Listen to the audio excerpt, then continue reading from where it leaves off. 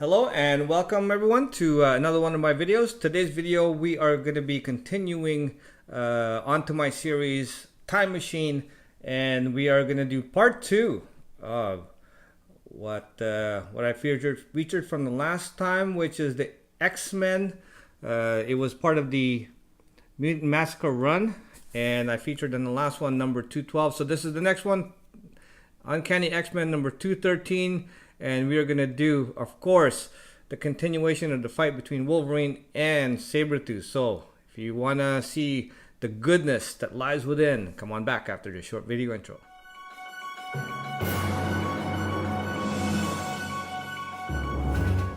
Alright, we're back once again. Comic Sniper here with my trusty sidekick, Flying Iron Man. Say hello, everybody. Alright. So today is going to be part 2 of my series, The Time Machine, which features on the first one, the Uncanny X-Men number 212. And this is a continuation of that story. Well, this is a whole story arc, but what I'm focusing on is the content specific of this 2 issues is, as you can see, the fight between these 2 great characters, Wolverine and Sabretooth. The chemistry between these 2 is just electric, and has stayed with me over the years, ever since I've seen this. I believe this is 1986, 87, somewhere around there. And I mean, I picked up, not this copy, but I remember picking the copy up when it was new, and just loving this cover. Just fantastic. So much so that it is, I do have a tattoo of this exact thing that I drew for myself. I drew this when I was a kid. I loved this cover so much. And then I found it again, and what the heck, I had it inked. All right, and if you want to see the ink, it's on one of my videos. So, but it's there. Okay, so we're gonna go ahead and dive right into this awesome goodness. So first off, taking a look at that awesome cover. This is not, of course, not the best copy. It got some spine issues as well, but we're not taking a look at the condition of the book per se, but we are focusing on the art and story. But this is a great cover by Davis, I believe Alan Davis, I think. Let's see, yeah, Alan Davis, right? And of course Chris Claremont story. But right off the bat, okay, so let's go dive right in here. This has Psylocke in the story arc. This is before her joining X-Men in any way. So she's just a kind of guest appearance at this moment. So because it says here right off the bat, I'm a stranger here. That's a great splash page, huh? Look at that. This is what the type of drawing that I really enjoy. The ones that are, it has lots of character, great expression, great action, a lot of movement kind of feeling in it, but very simple to actually copy.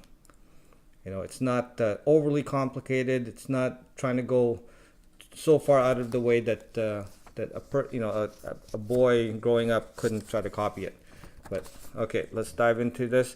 So she's a telepath, and she's using Cerebro right now to reach out and talk to the members of the X-Men. Right now she's talking to Rogue. It says Psylocke, she startled her. It says, "Forgive me, I didn't mean to startle you." Said she's just looking for a report, nothing to report. So she's kind of using her psychic ability to kind of peer in and see what's happening. And as you can see in the infirmary, there's a lot of wounded, because they're in the middle of this mutant massacre with the marauders that are hunting all the mutants right now. It says Nightcrawler. Here, let's take a look at this. Nightcrawler is so terribly wounded, so deep in a coma, I cannot even perceive even a flicker of awareness. And then, of course, and while Colossus is alert, right now he's frozen. He's paralyzed. He's frozen in the armored form, totally paralyzed. And of course, Kitty Pryde right there is Shadowcat. She's in permanent phase. so she can't unphase, right? And that's the state they're in right now. And of course, there's turmoil all over the X-Men fracture, right? She's even she risks the soul. They're talking about the New Mutants here, and how she's very sad about this whole thing. All right, and then just a big shot of the city, and then the tunnels, the catacombs. After there was a stream of plasma that swept through here, and there's Wolverine. Love that uniform, the brown uniform of his. It involved the entire network. It says fire swept everything clean. Can't even find a trace of a scent of anyone's scent. And then Magneto's helping prop up the ceiling. This is when he's kind of headmaster of the school at the moment. And then you've got Storm and Callisto right there. And they're kind of having a little bit of an argument because Storm is now the new leader of the Morlocks, whoever's alive, because she won the fight against Callisto, who was the original leader. And you can see here. So I'm not going to go through line by line. I'm just kind of going through the gist of it with you guys. That's how I like to do this. If you're interested in this book to read every line, definitely I would suggest you pick it up because it's just gold. It is totally immersing, but I don't want to go through every line with you. That's not the point. I'll just go through the main points and show you the beautiful artwork that's inside these pages. So here they are. So they're using Psylocke to kind of help look ahead and see what's going on. Right, and then here's where it starts to get interesting. It says, well, she's in the mansion, and then she's using the Cerebro to help her psychic powers expand and use it a little bit more. All of a sudden, mind flash a stranger right there. It's kind of like a Spidey sense entering the school grounds. Can't fix the location. All of a sudden, whack. Arr. Air. and all of a sudden she is out. Look at that. She gets taken right out. And then we cut to an interlude in LA. This is I remember. haven't opened this book in a while. This is Dazzler. Yeah.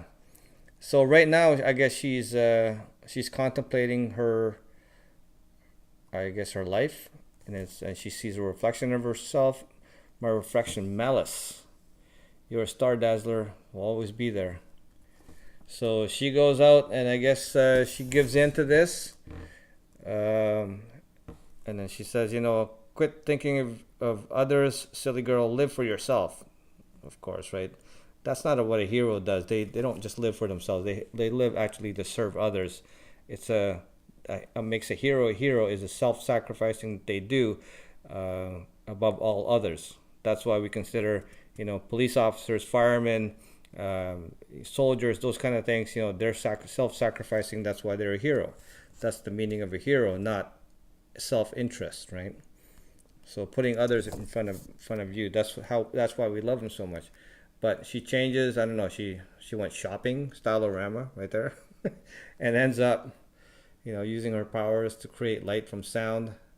She comes back out again. I guess even back then there was a little bit of SJWs, right? But I digress. Okay, here we go. So we're back at the mansion. Looks like Rogue is kind of just she's just kicking the can or rocks and stuff, kind of not paying attention. Next thing you know, she gets pulled in, and wham! Look at that, up against a tree. Thank God she's really strong, because bang, baby doll. And he throws her against the rocks, and then chases after her and still swipes at her. Look at that. Look at the meanness of that smile. You're dead. Bang, baby doll. It'd be like, this would be like, within like a second and a half, right? Because she's, not only is she strong, she's fast too. So for Sabretooth to come at her, grab her, throw her against the rocks, whack at her, and then pick her up, you're dead. It was like, that's pretty much like one sentence. That is awesome. Look at that. And then, so Betsy, she's starting to come out of it. Says, got careless. Stupid bloody cow. Forgot Cerebro amplifies my PSI stranger, worse hostile, worse than any beast. And she gets back on there. Suddenly, the stranger, he's a marauder, so one of the marauders, Sabretooth. And then he comes up behind her. If you're calling for help, sweetness, forget it. Sabretooth. And he takes out Cerebro. Bam. And then she says, he's as deadly as his namesake. Can't let him near me. Which a psychoblast will stop him. So she uses a psychoblast to kind of hurt him. And then my arm, I'm hurt too. So she got right there. She was able to scrape her arm. So she's bleeding. I'm too weak, too groggy to properly fry his brain.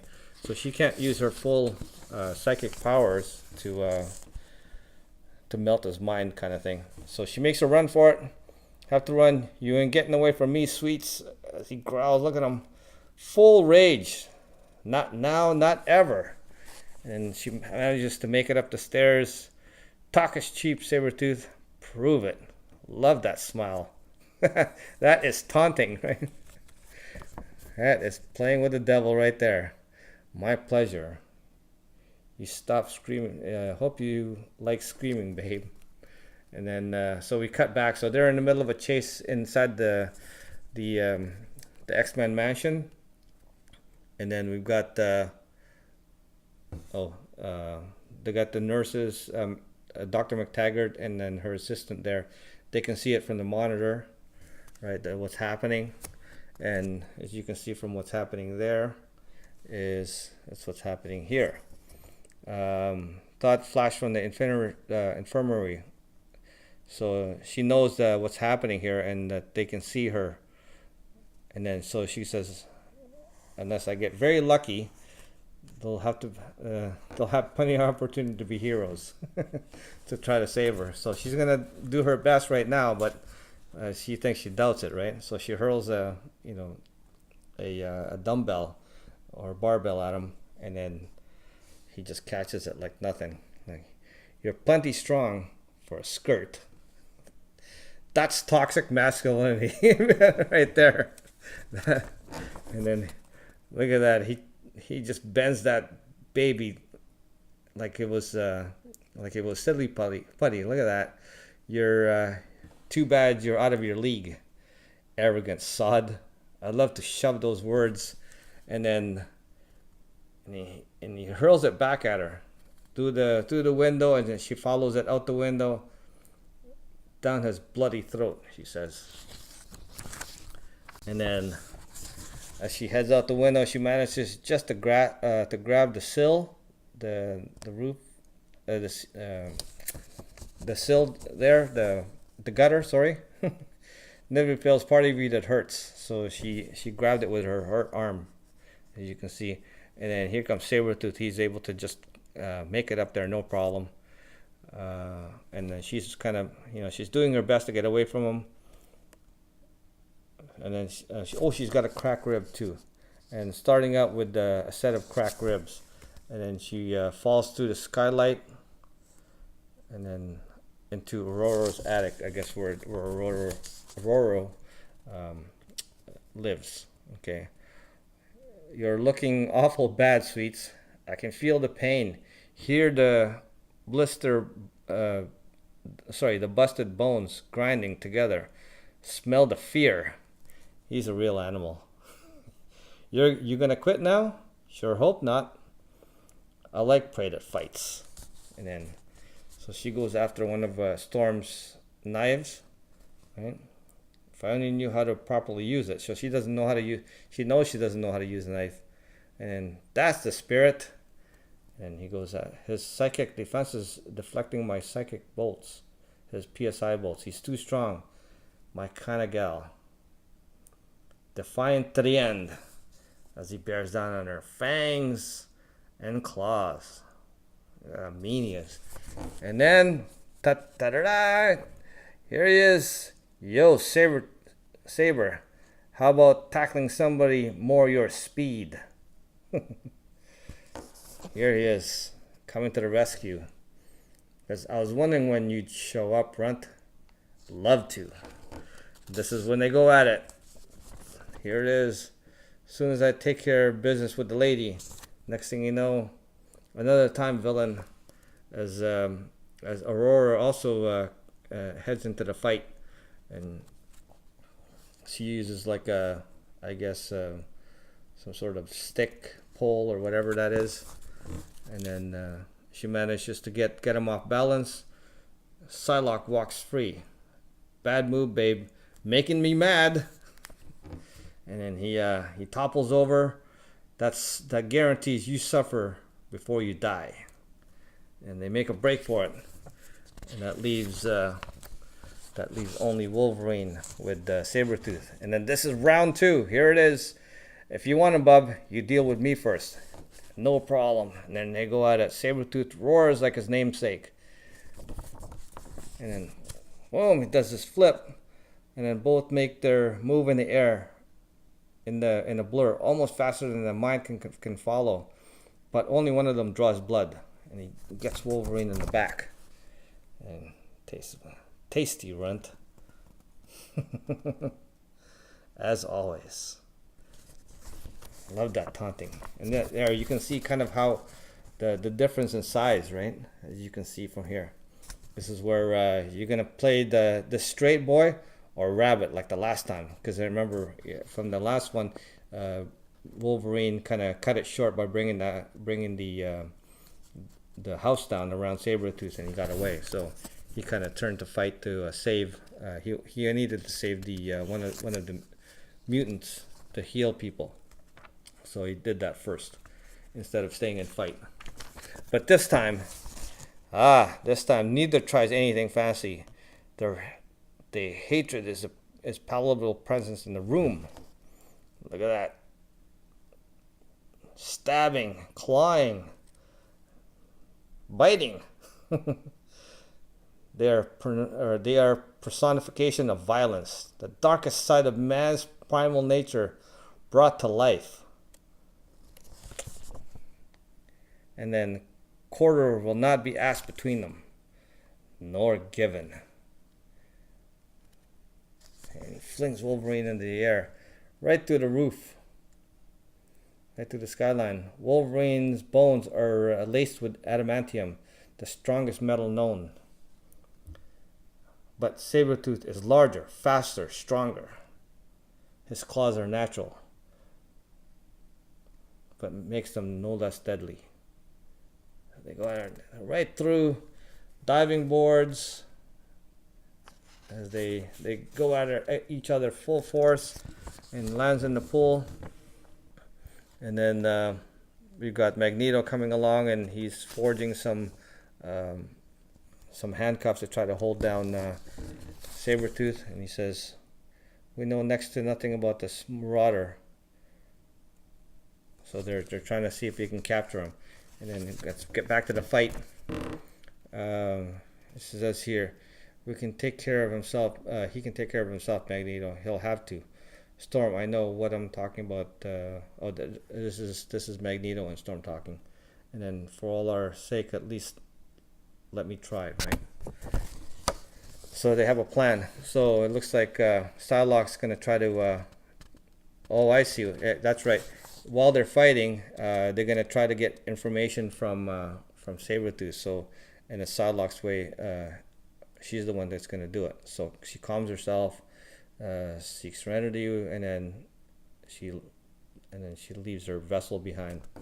And then meanwhile, The intensity continues as these two have so eagerly abandoned their humanity.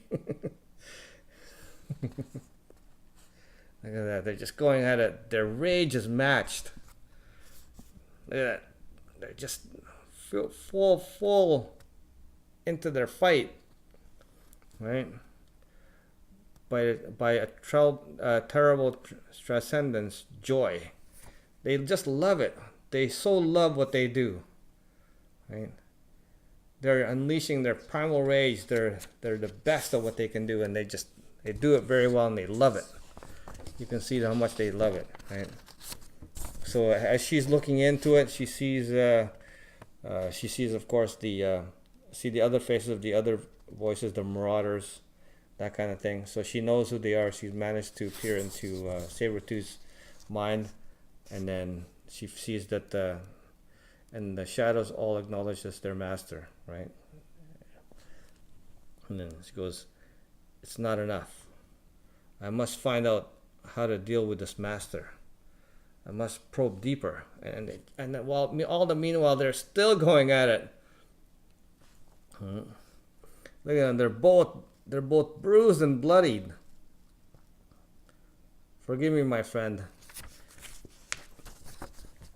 And then finally, because it takes her time to do all this, so while she's doing that, Wolverine has to keep him, has to keep his attention.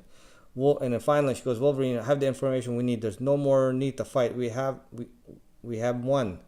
Hear that, sucker? You've been conned. I kept you busy. Sawlocks tapped into your teeny tiny mind, and now we're put you away permanently." So, of course, it's like a stalemate between these two, right? They're so evenly matched. So it goes, "Smart play, Runt. I'm impressed, but you ain't taking me." Makes a getaway, and you can bet I'll be back as he tries to make a getaway, and then Wolverine goes after him, right off the cliff. Check that. Not if I have to say, if I have anything to say about it. Your history, bub. And he just keeps going. Says, and then Rogue goes after him. "Wolvie, you loon. You don't know when to quit." And then he goes, "Since the Rogue's presence, Sabretooth is gone." He said, "Slain, you mean?" "No, I do not know. Don't count on it." So Wolverine knows he's not dead. He's just turned tail. So Wolverine got the best of him this time. And so round 2, he won. And then let me go. We gotta keep looking till we find them. He still wants to keep looking. And then at the end here, we're back at the mansion, and people are, they're licking their wounds. Wolverine's back to health, and then this is when she says she put herself into this kind of like a wedding gown or a ballroom gown kind of costumey thing. It says, "No objection, she's an X-Man," right? So it says she's an X-Man. Wolverine speaks for all of us, Elizabeth. "Welcome to the team." There. So now she's going to be an X-Man from there. So this is the issue when she joins them. But that's it, boys. That's all, folks. I mean, such intensity, such ferocity, such great writing.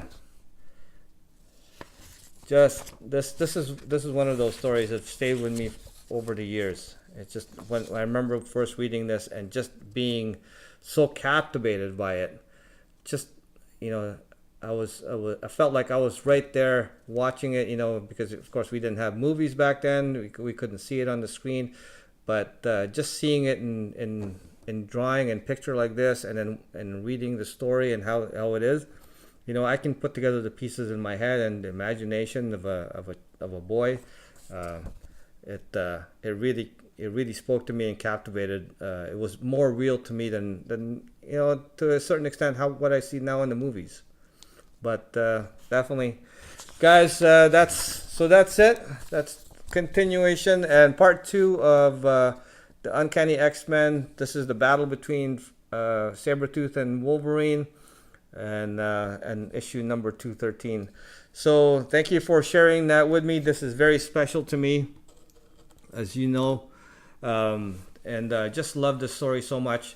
So if you do like the series and you like the issues like this, make sure you hit that like button. Make sure you hit subscribe and share as well.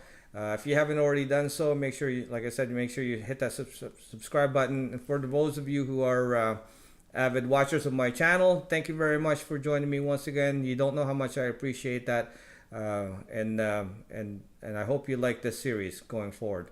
All right, so and if you do, please leave me a comment down below. Let me know what you think. Tell me what if you guys have any other ideas on which comics you'd like me to feature on this series as well. I'd love to do that. Keep the dialogue open, and we will see how it goes from there. All right. So once again, thank you again for joining me, Comic Sniper here, along with my trusty sidekick, Lovable Firing Iron Man Mark III, saying goodbye for now until the next video. See you soon. Bye bye.